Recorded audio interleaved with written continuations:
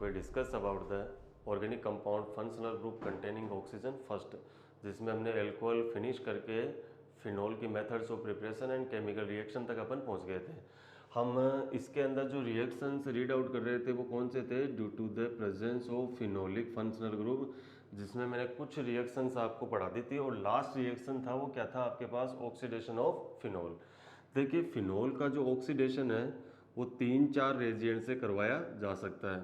एक तो आपके पास ये था statement, if phenol is left in air for long time, phenol is left in air for long time. ठीक है, या तो ये स्टेटमेंट दे एग्जामिनर आपको, भाई what happen when phenol is left in air for long time, या examiner सिर्फ ऐसा कह दे फिनॉल के रिएक्टेंट ले ले और साथ में सिर्फ क्या दे दे? एयर दे दे, या एयर नहीं दे के क्या दे सकता है? O2 दे सकता है। तो आपको समझ में मतलब ये समझना चाहिए यहाँ से कि किसकी बात कर रहा है कि फिनॉल को लंबे टाइम तक एयर के अंदर खुला छोड़ दिया है। क्लियर? यानी कि सेल्फ ऑक्सीडेशन वाली प्रॉपर्टी हो रही है।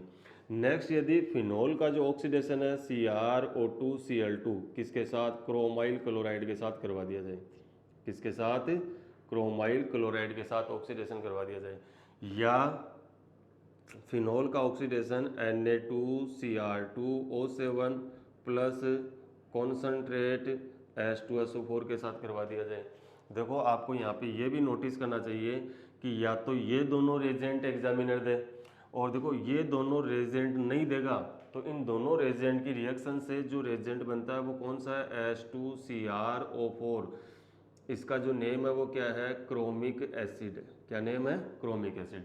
इन सभी केसेस के अंदर क्या बनता है? रेड कलर कंपाउंड बनता है, और रेड कलर जो कंपाउंड है वो क्या है? पैरा बेंजोक्विनोन है। पैरा बेंजोक्विनोन है। ध्यान देना इधर फिनॉल को, if phenol is left in air for the long time then it is self oxidized into para-benzoquinone. When phenol is oxidized with chromium chloride then it also forms the para-benzoquinone. If phenol is oxidized with sodium dichromate and concentrate H2SO4 then para-benzoquinone is formed. If phenol is oxidized with chromic acid then para-benzoquinone is formed. यानी कि phenol की reaction in चारों Regent के साथ किसी के साथ भी करवाएंगे तो आपके साथ पास क्या बनेगा? Para benzoquinone. ये पिंक कलर का कंपाउंड है, इम्पोर्टेंट है इन अकॉर्डेंस ऑफ एग्जाम। तो यहाँ पर मैंने फिनॉल की जो फर्स्ट टाइप की रिएक्शन थी वो कंप्लीट कर दी है। अब फिनॉल की जो सेकेंड टाइप की जो रिएक्शन है वो है due to the presence of benzene ring, यानी कि बेंजीन रिंग की वजह से फिनॉल कौन कौन सी रिएक्शन देता है। तो देखिए हम जानते हैं कि जो बेंजीन रिंग है वो इलेक्ट्रोफिलिक सब्स्टिट्यूशन रिएक्शन देती है।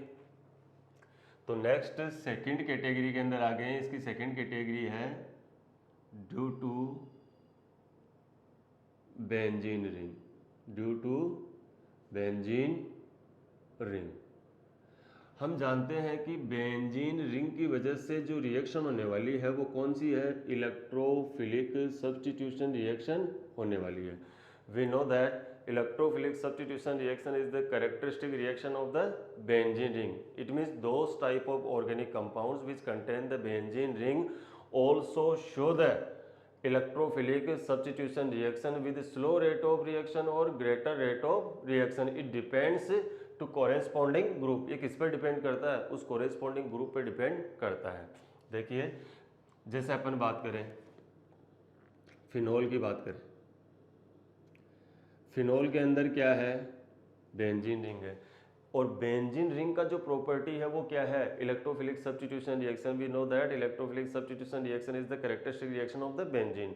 सो phenol also show the electrophilic substitution reaction due to the presence of the benzene ring. Benzene ring present होने की वजह से फिनॉल होता है वो क्या करता है? इलेक्ट्रोफिलिक सब्स्टिट्यूशन रिएक्शन शो करता है। अब क्वेश्चन ये है कि ये बेंजीन से ज़्यादा रिएक्टिव होगा या लेस रिएक्टिव होगा। क्लियर? ये एक्टिवेटिंग ग्रुप है या डीएक्टिवेटिंग ग्रुप है उसका पता अपन लगा लेंगे।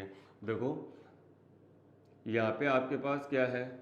ऑक्सीजन के पास 2 लोन पेयर ऑफ इलेक्ट्रॉन है, और अपन जानते हैं यदि की एटम यानी कि बेंजीन से जुड़े हुए एटम के पास यदि क्या है? लोन पेयर ऑफ इलेक्ट्रॉन, तो डेफिनेटली वो क्या करेगा? डोनेट करेगा।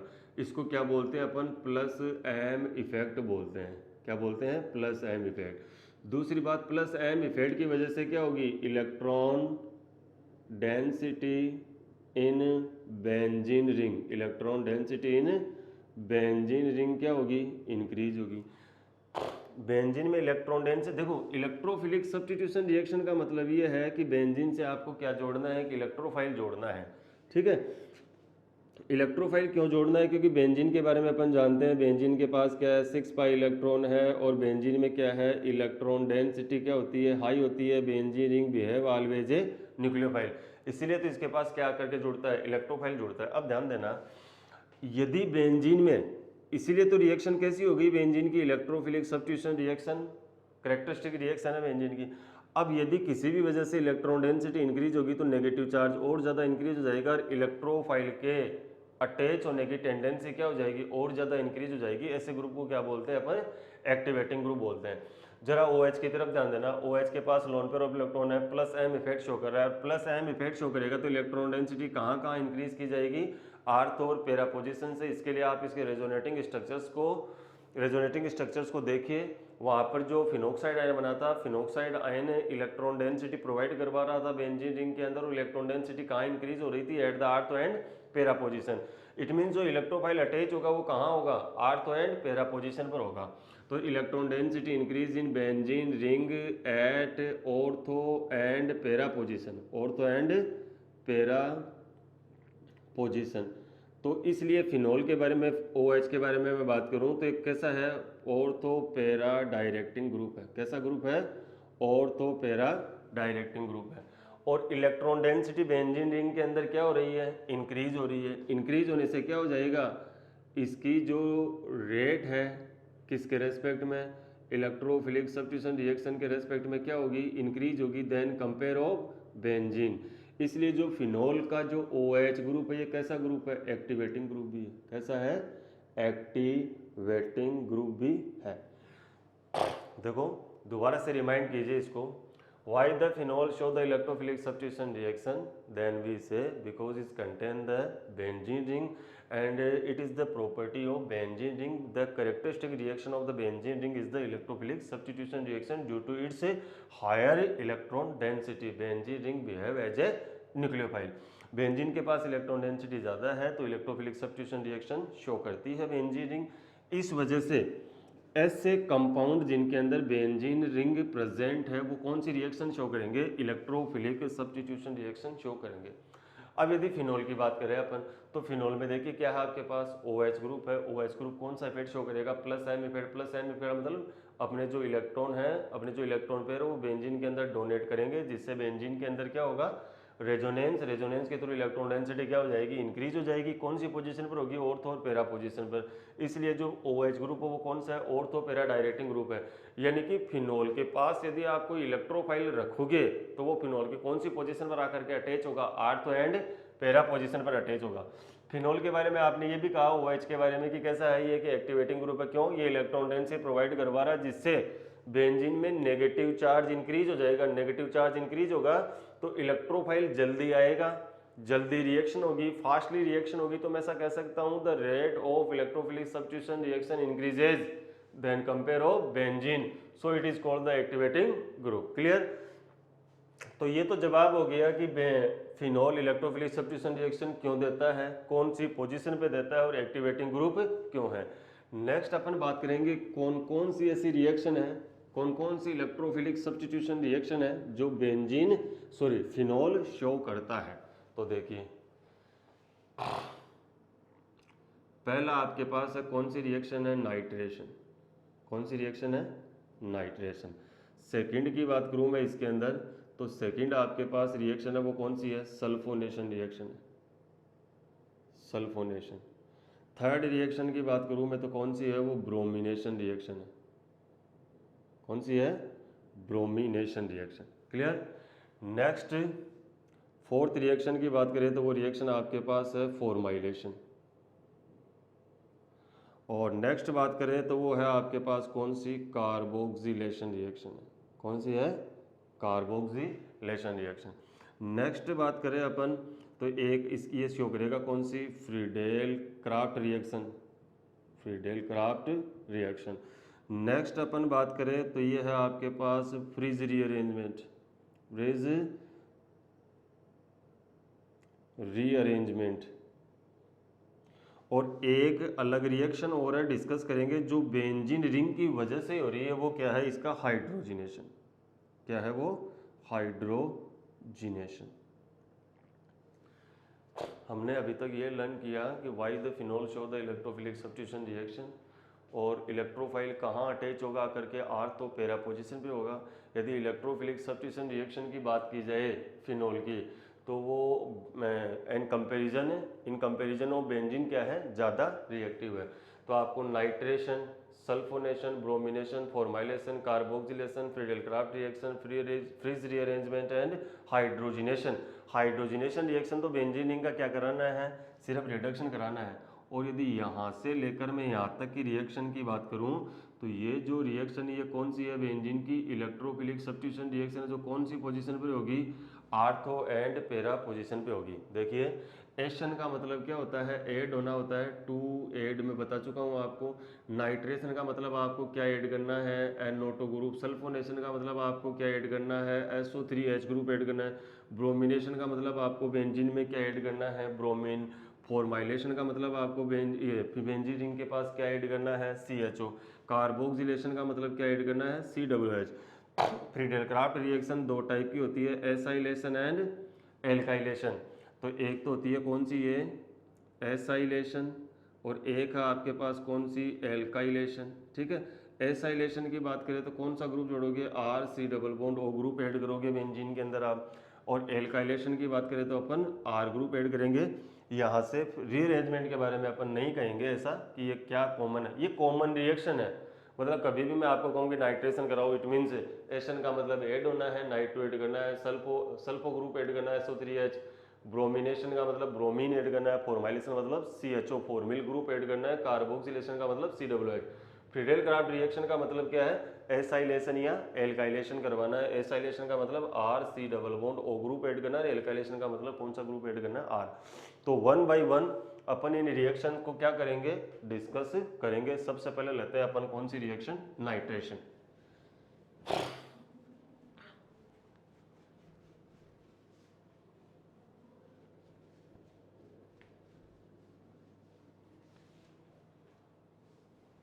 देखिए सबसे पहली रिएक्शन है आपके पास कौन सी है, नाइट्रेशन रिएक्शन। फिनोल की जो नाइट्रेशन रिएक्शन है वो डाइल्यूट HNO3 के साथ भी करवाई जाती है और कॉन्सनट्रेट HNO3 के साथ भी करवाई जाती है। और इन क्वेश्चन से बनने वाले इन दोनों पॉइंट से बनने वाले क्वेश्चन को भी अपन डिस्कस करेंगे। देखिए एक तो क्या लिया मैंने, फिनोल लिया, ठीक है। फिनोल की रिएक्शन करवाई मैंने किसके साथ, डाइल्यूट HNO3 के साथ। और एक मैंने क्या किया, फिनोल की रिएक्शन करवाई है जो कॉमन नाइट्रेटिंग रेजेंट है, concentrate HNO3 plus concentrate H2SO4। Clear. तो अब देखिए हम बात करते हैं, ये जो आपके पास है concentrate HNO3 and concentrate H2SO4, ये क्या है आपके पास, common nitrating Regent, common nitrating Regent. आप ये भी समझ रहे हो यहाँ पे कि डाइल्यूट HNO3 का मतलब यहाँ कंसंट्रेशन कम है, कॉन्सनट्रेट HNO3 और कॉन्सनट्रेट H2SO4 है, तो इनकी कंसंट्रेशन, इनका जो NO2 जो HNO3 कंसंट्रेशन क्या है, ज़्यादा है। दूसरी बात मैं ऐसा कह सकता हूँ, एक तरह से ये वीक रेजेंट का रोल प्ले कर रहा है और ये क्या कर रहा है, स्ट्रॉन्ग रेजेंट का रोल प्ले कर रहा है। तो one by one upon discuss करते हैं। पहले बात करते हैं किसकी, अपन डाइल्यूट HNO3 की। देखिए HNO3 को अपन देखें तो OH and double bond O और ये NO2, यही है HNO3। एक तो H हो गया आपके पास, तीन क्या हो गए, ऑक्सीजन हो गए। यहाँ सिर्फ रिएक्शन मिक्सचर में क्या है, सिर्फ और सिर्फ HNO3 है। क्या है, केवल और केवल HNO3 है, मतलब जो भी काम होगा वो किससे होगा, एक HNO3 का दूसरे HNO3 के साथ होगा। तो मैं क्या कर रहा हूँ, दूसरा HNO3 भी मैंने ले लिया, तो OH N double bond O और ये एक ऑक्सीजन। क्लियर। अब क्या होगा यहाँ से, एक HNO3 क्या कर देगा, आपको एक H+ प्रोवाइड कर देगा, और दूसरा जो OH है, जो दूसरे HNO3 का, वो उसको क्या कर लेगा, एक्सेप्ट कर लेगा। देखो भाई ये जब H देता है, चलो H तो यहीं से ही मिलेगा और कहीं तो H है ही नहीं, तो प्रोबेबिलिटी नहीं है और कहीं से H आने की। अब ये जो H+ आ रहा है, ये H+ ये भी एक्सेप्ट कर सकता है, ये भी एक्सेप्ट कर सकता है, यही एक्सेप्ट क्यों किया, ये भी तो क्वेश्चन है यहाँ पे। तो बात ऐसी है, देखो हालांकि ये जो आपके पास ऑक्सीजन है ये कैसा है, sp2 हाइब्रिडाइज है, और ये कैसा है आपके पास sp3 हाइब्रिडाइज ऑक्सीजन है। और ये जो ऑक्सीजन है ये देखो किसके साथ जुड़ा हुआ है, सीधे इलेक्ट्रॉन ट्रांसफर हुआ है, तो इसकी भी इलेक्ट्रोनेगेटिविटी क्या है, ज़्यादा है। मैं तो ऐसा कह रहा हूँ कि यदि इस H को एक्सेप्ट करना होता तो या तो ये करता या ये करता, इसका नंबर तो बाद में आएगा। क्यों, ये तो sp3 कार्बन है और sp3 एटम है, sp3 एटम की इलेक्ट्रोनेगेटिविटी क्या होती है, कम होती है। लेकिन ये क्यों एक्सेप्ट कर रहा है इसको, आने वाले H+ को, ये इसलिए एक्सेप्ट कर रहा है क्योंकि ये एक लिविंग ग्रुप के अंदर कन्वर्ट हो जाएगा, और यदि वो H+ आ रहा है और ये एक्सेप्ट कर ले OH इसको, तो क्या बन जाएगा, वो लिविंग ग्रुप। लिविंग ग्रुप का मतलब ये आसानी से क्या होगा, बाहर चला जाएगा। तो इस वाले केस से देखो आपके पास क्या बनेगा, HOH ये प्लस चार्ज, और ये N डबल बॉन्ड O, और ये ऑक्सीजन, और इधर से आपके पास मैं इसको ऐसा लिख दूं क्या, NO3-। क्लियर। अब देखो ये लिविंग ग्रुप है, यहाँ क्वेश्चन यही था कि H+ तो यहीं से आएगा और कोई रास्ता नहीं था। ये जो दो ऑक्सीजन एटम है ये भी तो एक्सेप्ट कर सकते थे उस आने वाले H+ को, और इनको ही करना चाहिए था। क्यों, इनकी इलेक्ट्रोनेगेटिविटी क्या है, ज़्यादा है, लेकिन ये नहीं करके ये OH कर रहा है। क्यों, क्योंकि लिविंग ग्रुप बन रहा है और उस H+ को यही एक्सेप्ट करेगा ताकि लिविंग ग्रुप की फॉर्म में क्या हो जाए, बाहर निकल जाए। तो ये जैसे ही यहाँ से बाहर निकलेगा तो आपके पास ये क्या बन जाएगा, NO2+, और इसका नेम क्या है, नाइट्रोनियम आयन। क्या नेम है इसका, नाइट्रोनियम आयन। और साथ में क्या बाहर चला गया, एक H2। यानी कि बात ऐसी है कि अपन ऐसा करें कि डाइल्यूट HNO3 को रिएक्शन मिक्सचर के अंदर ले। क्लियर। तो इसके 2 मोल आपस में रिएक्शन करेंगे, एक तो क्या बनाएगा आपको, नाइट्रोनियम आयन बनाएगा, एक क्या बनाएगा आपके पास, नाइट्रेट आयन बनाएगा, एक क्या बनाएगा आपके पास, H2O। क्लियर। तो H2O का तो कोई काम है नहीं यहाँ पे।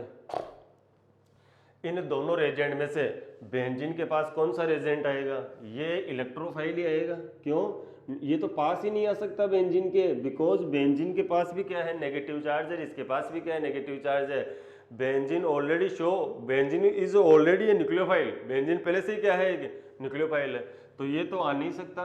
और डाइल्यूट HNO3 के साथ आप रिएक्शन कराओगे तो कौन अटैच होगा आकर के, इसके NO2+, यानी कि ये डाइल्यूट HNO3 आपको जो इलेक्ट्रोफाइल दे रहा है वो कौन सा दे रहा है, NO2+ दे रहा है, जिसका जो नेम है वो क्या है, नाइट्रोनियम आयन है। क्या नेम है, नाइट्रोनियम आयन है। अब इसको यहाँ से रिमूव कर दूं मैं।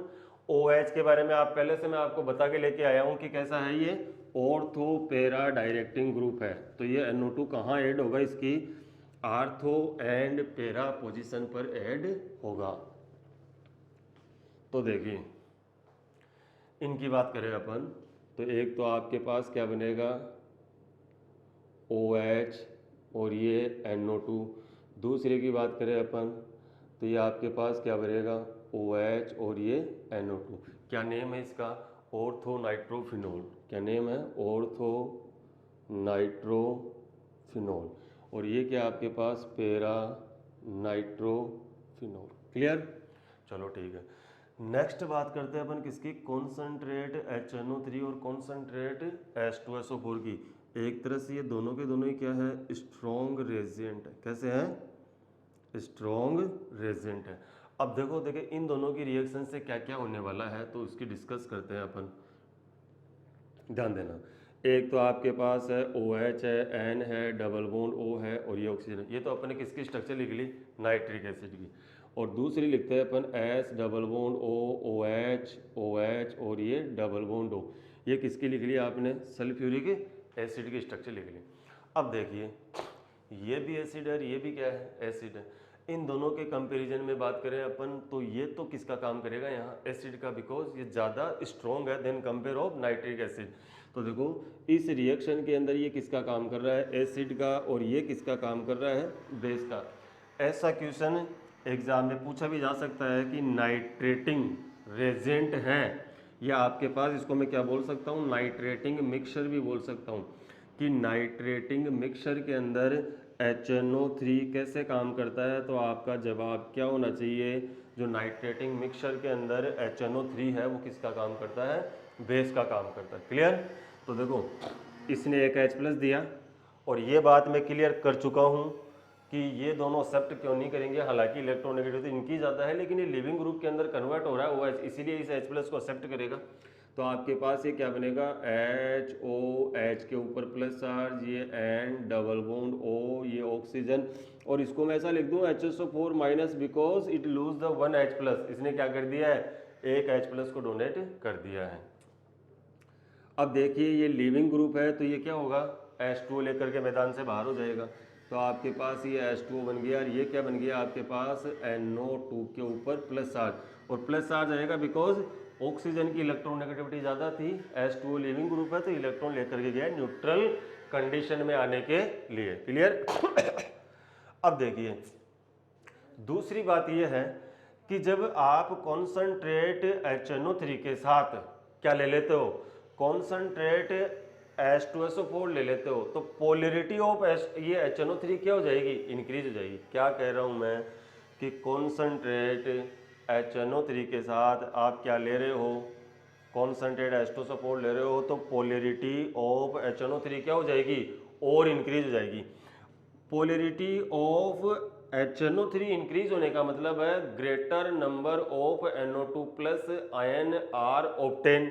क्या कह सकता हूं मैं, greater number of NO2 plus are generated. देखिए पिछली बार तो आपके पास क्या था, डाइल्यूट HNO3 था, इसलिए डाइल्यूट HNO3 का डाइल्यूट HNO3 के साथ रिएक्शन हुई और NO2 बने और बहुत कम बने। यहाँ क्या हो रहा है, जब रिएक्शन मिक्सचर में आपने क्या ले लिया, कॉमन नाइट्रेटिंग एजेंट ले लिए, तो यानी कि कॉन्सनट्रेट H2SO4 और क्या ले लिया आपने, HNO3 ले लिया। तो इस कॉन्सनट्रेट H2SO4 की वजह से ये जो आपका HNO3 है, इस HNO3 की पोलरिटी क्या हो चुकी है, और ज़्यादा इंक्रीज हो चुकी है। पोलरिटी क्या हो चुकी है, और ज़्यादा इंक्रीज हो चुकी है, क्योंकि H2SO4 लगातार क्या देता रहेगा आपको, H+ देता रहेगा, जिनको ये HNO3 एक्सेप्ट करता रहेगा और किस में कन्वर्ट होता रहेगा, NO2 प्लस आयन के अंदर कन्वर्ट होता रहेगा। अब मैं ऐसा कह रहा हूँ कि फिनॉल के चारों तरफ बहुत सारे क्या इकट्ठे हो चुके हैं, नाइट्रोनियम आयन इकट्ठे हो चुके हैं। क्यों, क्योंकि इसकी पोलरिटी से greater number of nitronium ion produce हुए। अब रिएक्शन मिक्सचर में आपके पास फिनॉल तो एक है और बहुत सारे क्या हो गए हैं, greater number of nitronium ion हो चुके हैं। तो फिनॉल की कौन कौन सी पोजीशन पे नेगेटिव चार्ज आता है, तो आर्थो पे आता है, पेरा पे आता है और आर्थो पे आता है। तो ये सभी H रिप्लेस हो जाएंगे किससे, greater number of NO2 plus आयनों से। देखो क्या हुआ कि जब आपने कॉन्सनट्रेट HNO3 और कॉन्सनट्रेट H2SO4 लिया तो उसने HNO3 की पोलरिटी को क्या कर दिया, और इंक्रीज कर दिया, जिससे आपको ज़्यादा से ज़्यादा क्या मिले, NO2 प्लस आयन यानी कि नाइट्रोनियम आयन मिले।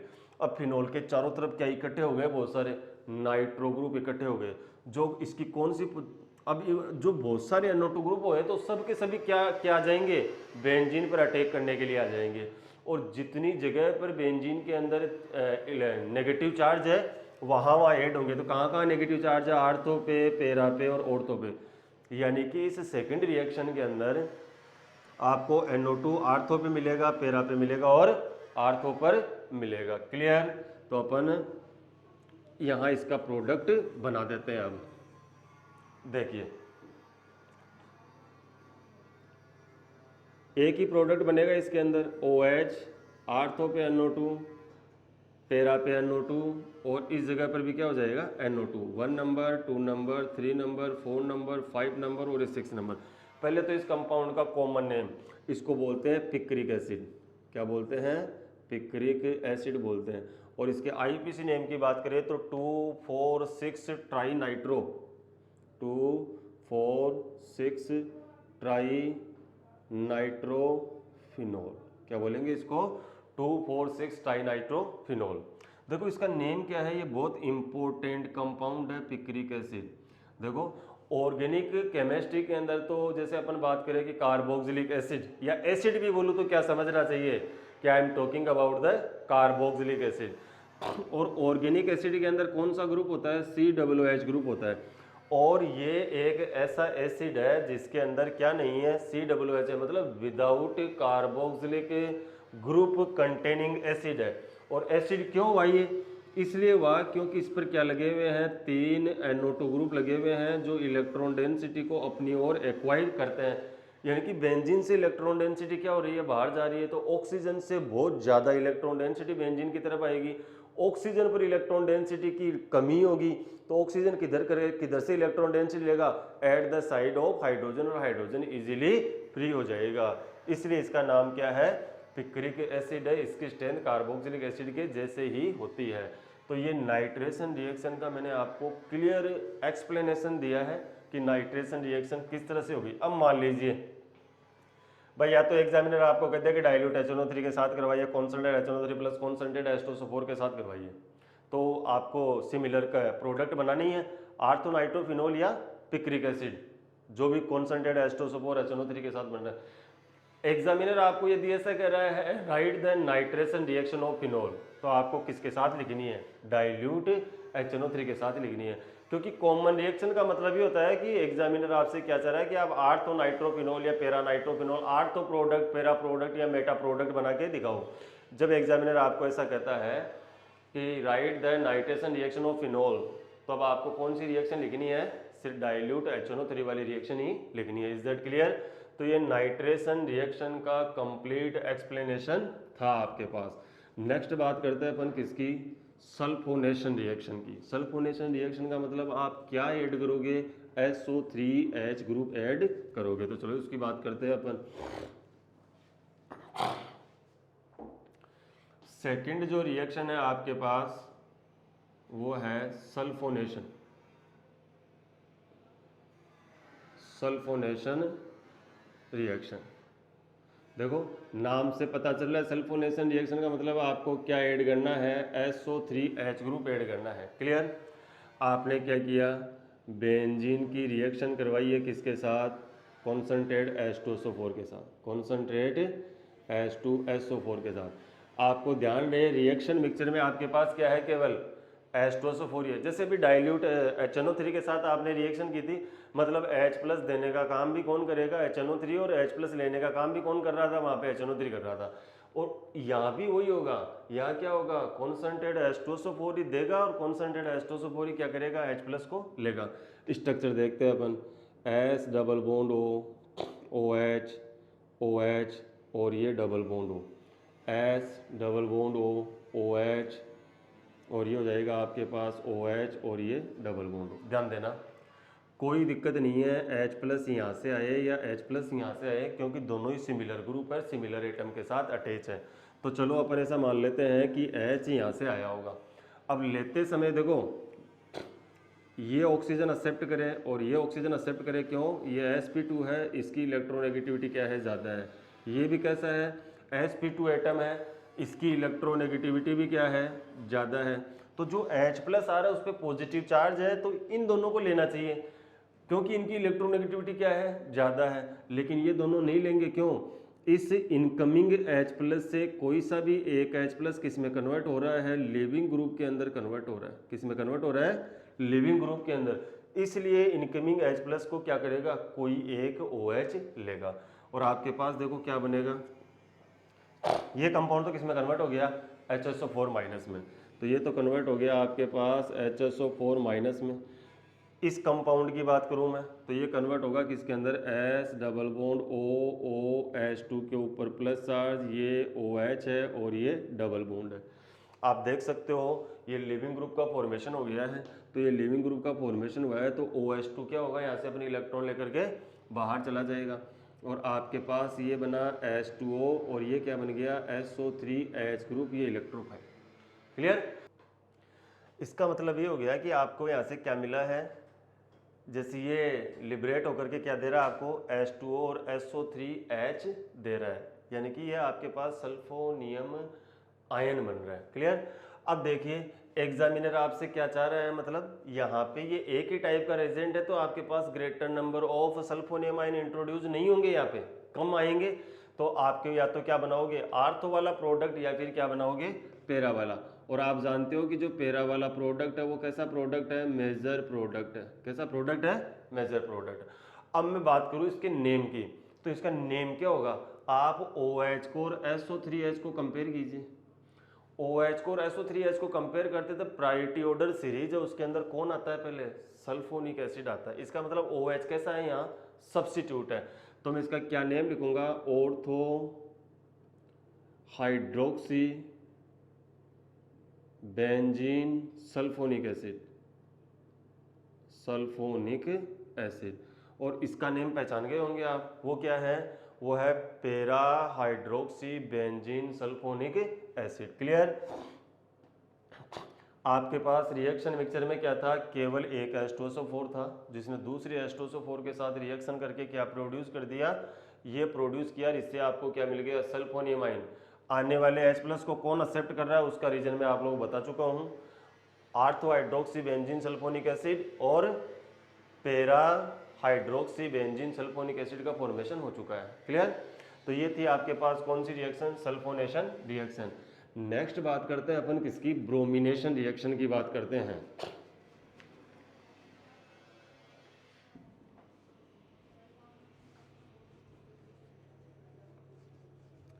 देखिए ब्रोमिनेशन रिएक्शन की यदि अपन बात करें, ब्रोमिनेशन यानी कि बेंजीन से क्या ऐड करना है, एक Br ऐड करना है। क्लियर? तो देखिए दूसरी बात यहाँ मतलब जो इलेक्ट्रोफाइल का काम कौन करेगा, वो कौन करेगा, ब्रोमोनियम आयन करेगा। Br पे प्लस है तो क्या नेम हो जाएगा इसका, ब्रोमोनियम आयन। ध्यान देना इधर, मेरे पास क्या है, फिनोल है।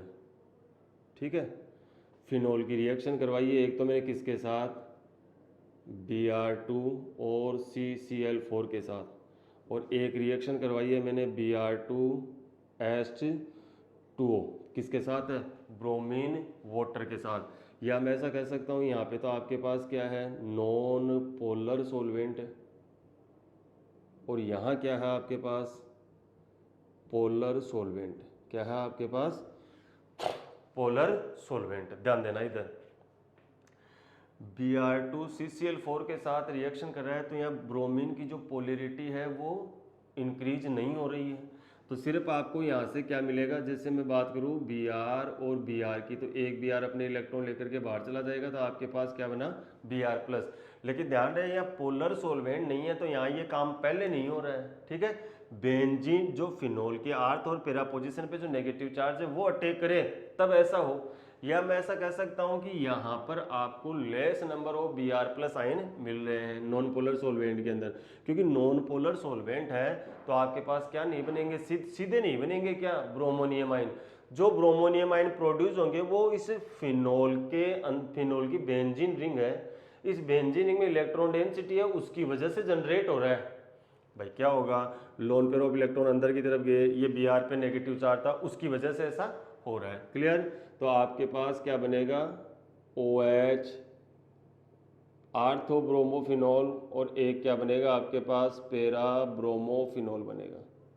क्लियर? इस वाले केस के अंदर देखिए ये फर्स्ट प्रोसेस नहीं थी, ये कैसी प्रोसेस थी, यहाँ सेकंड प्रोसेस थी। और ये जो कुछ भी हो रहा है वो किसकी वजह से हो रहा है, ड्यू टू बेंजीन रिंग की वजह से हो रहा है, ड्यू टू बेंजीन रिंग की वजह से ऐसा हो रहा है। क्लियर? इसकी बात करें अपन पोलर सॉल्वेंट के अंदर, पोलर सॉल्वेंट का मतलब ये हो गया कि इसके अंदर पहले से ही क्या है, प्लस माइनस चार्ज है। तो ये पोलर सॉल्वेंट क्या करेगा, पोलैरिटी ऑफ Br2 इंक्रीजेज। जो पोलर सॉल्वेंट है वो क्या करेगा, Br2 की पोलैरिटी को क्या कर देगा, इंक्रीज कर देगा। जैसे ही Br2 की पोलैरिटी इंक्रीज होगी क्या होगा, greater number of Br plus generated. Clear. ये तो नॉन पोलर सॉल्वेंट था और यहां ये क्या है, फर्स्ट प्रोसेस है। भाई आपने देखा है किसी भी रिएक्शन के अंदर यदि आयंस बन रहे हैं तो पोलर सॉल्वेंट में अपन ने रिएक्शन करवाई होगी, या आयन नहीं बन रहे हैं तो किस में करवाई है, नॉन पोलर सॉल्वेंट में करवाई है। मैं बात कर रहा हूँ यहाँ पर नॉन पोलर सॉल्वेंट की और पोलर सॉल्वेंट की। पोलर सॉल्वेंट का मतलब प्लस माइनस है, नॉन पोलर सॉल्वेंट इसको आयोनाइज नहीं करेगा, ये आयोनाइज हो रहा है तो ड्राइंग फोर्स किसका लग रहा है, इस बेंजीन रिंग का लग रहा है। जबकि नीचे वाले केस की अपन बात करें, ब्रोमीन वाटर है, तो यहाँ पोलर सॉल्वेंट होने की वजह से Br2 की पोलैरिटी क्या होने जा रही है, इंक्रीज होने जा रही है, जिससे क्या होगा, greater number of Br plus ion are generated. मैं ऐसा कह सकता हूँ कि अब फिनोल के चारों तरफ क्या इकट्ठे हो गए हैं, बहुत सारे Br प्लस आइन इकट्ठे हो चुके हैं। तो फिनोल को क्या करना पड़ेगा, आने वाले सभी Br प्लस को एक्सेप्ट करना पड़ेगा। और वो कहाँ कहाँ एक्सेप्ट कर सकता है, अपनी दोनों तो आर्थो पोजीशन पर और एक पेरा पोजीशन पर। तो देखिए ये हो गई आपके पास आर्थो पोजीशन, ये पेरा पोजीशन और ये वापस आर्थो पोजीशन। तो पोलैरिटी ऑफ Br2 इंक्रीज हुई है किसकी वजह से, पोलर सॉल्वेंट की वजह से, और जिससे क्या हो गया, greater number of Br plus ion are generated. तो आपको यहाँ जो प्रोडक्ट मिलेगा वो क्या मिलेगा, फिनोल, Br और ये Br। क्या बना आपके पास, 1 2 3 4 5 और 6, तो 2 4 6 ट्राईब्रोमोफिनोल। क्या बना ये, 2 4 6 ट्राईब्रोमोफिनोल। क्लियर। तो आज मैंने आप लोगों को nitration, sulphonation and bromination reaction पढ़ाई है, किसके अंदर, इलेक्ट्रोफिलिक सब्स्टिट्यूशन रिएक्शन के अंदर, और इनका जो टोटल एक्सप्लेनेशन है उसकी भी मैंने यहाँ पे बात की है। इसके आगे की रिएक्शन अपन नेक्स्ट लेक्चर के अंदर पढ़ेंगे। Thank you and have a nice day, stay home and stay safe.